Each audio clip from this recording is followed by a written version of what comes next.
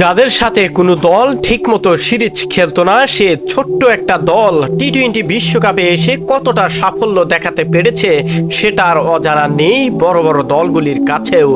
Australia, Bharat কিংবা England যে কোনো দলের বিপক্ষেই নিজেরাও যে সঠিকভাবে লড়াকু হয়ে ফিরে আসতে পারে সেটা দেখিয়েছে সুপার 8-এ টি-20 বিশ্বকাপে অস্ট্রেলিয়ার বিপক্ষে।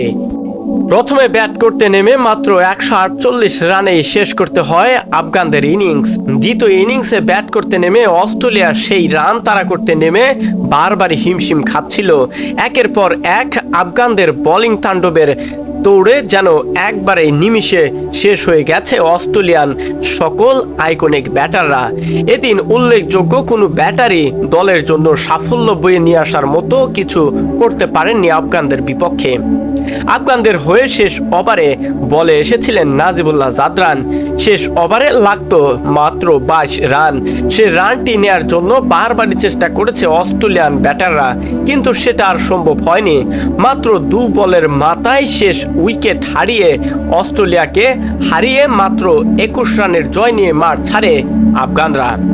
টি-20 বিশ্বকাপে মহা খুশি, মহা আলোড়ন সৃষ্টি করে ফেললো আফগানরা।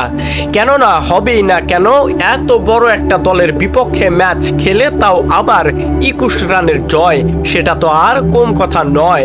এমন বড় দলের বিপক্ষে জয় পেলে যে কোনো দলেরই ভালো লাগবে, সেটা উচ্ছ্বাসে বেশি উঠবে।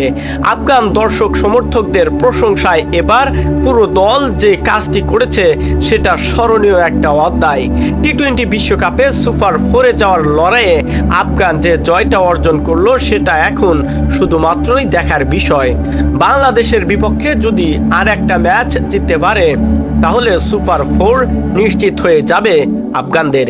যে দলকে একসময় কেউ চিনতই না, অবহেলার পাত্র বানিয়েছিল সবাই, সে দলটি আজকে টি-20 বিশ্বকাপে এসে যে সাফল্য দেখিয়েছে সেটা আর অজানা থাকবে না কোনো কিংবদন্তি ক্রিকেটারের কাছেই।